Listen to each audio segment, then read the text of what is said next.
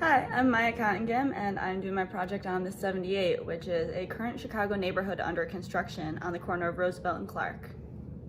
The client behind the 78 is Related Midwest, and they consider themselves the standard of excellence in real estate development. And since this 62-acre Chicago project is the largest real estate development that Chicago has had since the Chicago fire, I would say that the Related Midwest lives up to their name. Throughout these 62 acres, the development is going to include 3 million square feet of building space.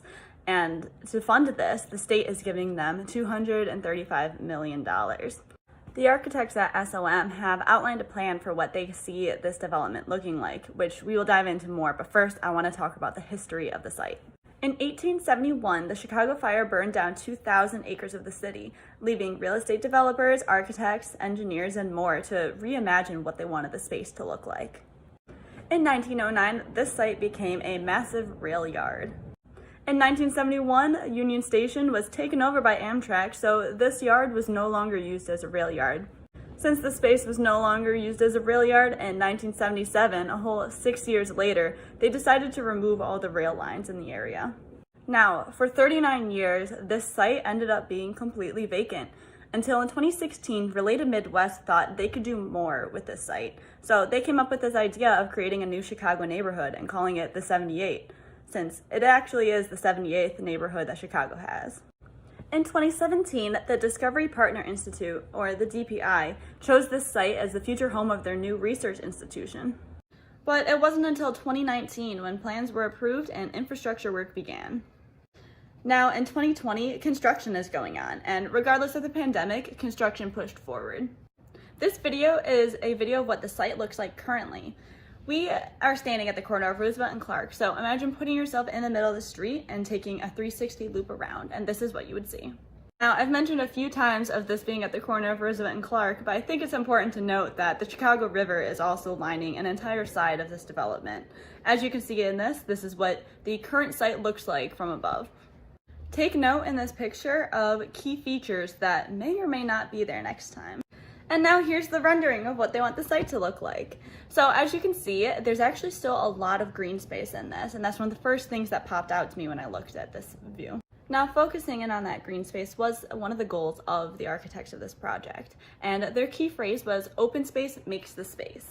So as you can see in these renderings, they really want this wide open space that you see a lot of greenery to bring in that nature aspect regardless of all the skyscrapers and buildings surrounding. In total, this site has 11 acres of green space, which, considering it's only 62 acres large, that's a lot of space. The top left picture shows how as you're walking down the street, you're not just hit with a wall of buildings, but instead get to see all the greenery there just from the street. And the picture on the right is what the new riverfront looks like, which their plan is to connect the riverfront from what currently is starting all the way in Navy Pier and bring it all the way around to here, so it's accessible to all tourists and residents and whoever else wants to walk down. Now, you may have noticed in the rendering, but there's a lot of space and paths for people to walk through that aren't just for cars. So as you can see in this picture, there are many different types of paths that you can go through. Back to the phrase "open space makes the space." So the architects use this green space to connect it to the outside world because they want this project to look like a whole. They don't want it to be, here's the green space, here's the building, but this picture shows how there are all these different arrows and connections and paths that make it one big project. But of course, we're in a city, so people need their cars, they need their trains, and walking isn't the only way to get around. So they actually had to make a lot of revisions to what their transportation system was. First of all, they extended Wells Street, and on top of that, they added a bunch of new traffic signals. The next challenge was to rebuild the river wall. Another interesting change is that they actually put 15th Street below the Metro, which of course ended up causing the Metro to have some changes as well.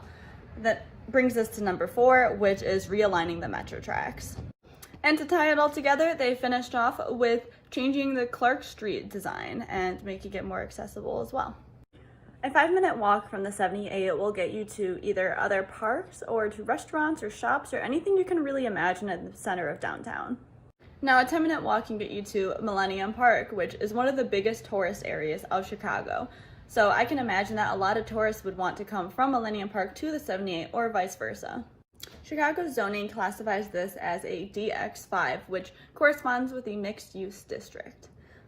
The different types of buildings that will be available at this site include commercial, office, and residential. As you can see in this chart, the different sub-areas correspond with the types and sizes of buildings that can go, and each of them has their own floor area ratio. As you can see in this picture, the taller buildings are along the Roosevelt and Clark Street border, but the ones stepped right in front along Clark Street are only about 2 to 5 stories. Then to reinforce the saying, open space makes the space, they keep the riverfront very human-scaled, where the buildings are not too tall and it feels very close to what the scenery and nature is around. And on this slide, you can see how they're going to construct the project and its many different phases. Considering that designing a new river wall is one of the most important things, it makes sense that they would start at the river and then build out. Chicago is not known to have the most stable climates throughout the years, as it can go from a -degree temperature up to the 90s or even hundreds sometimes. So when looking at this site, although they wanted the green space to matter the most, it's important to recognize that half the year, this space isn't going to have anyone in it, unless they're transporting from home to work or getting food or something, but no one's going to be hanging out outside. So they had to consider that the weather was a big impact in their design. Most projects also come along with the political aspects of it, and when it comes to this, gentrification comes in mind. Because this project, although it is nice and glamorous, isn't nice and glamorous to everyone. Some of the nearby residents were very concerned that their property taxes were going to go up and that they weren't going to be able to afford the houses that they live in anymore. To address some of these concerns, there are 500 different residential units placed aside specifically for affordable housing, but when you look at the 10,000 total that they're going to have, 500 doesn't seem like a lot. A lot of those affordable housing units are actually off-site and aren't even going to be in the 78 neighborhood. While doing my research on this project, I remembered a park that I visited when I was in Sydney, Australia, and it's called Tumbalong Park and is part of Darling Harbour, which also is near a large part of water and has a arching shape, as you can see in this picture. The thing that really stuck out to me is actually these two pictures. Is that a coincidence? I wanted to conclude with this beautiful rendering because it really shows how easily the 78 fits into the Chicago scenery as it already is. On the left you can see the Willis Tower and on the right the NEMA, and it seems like the 78 fits right in. So it not only achieves this goal of keeping the open space, but it also creates this new part of Chicago that will be available to all residents and tourists and whoever else wanted to come see it. Thank you for listening to my presentation. I am definitely looking forward to seeing this once it's completed in the summer of 2024.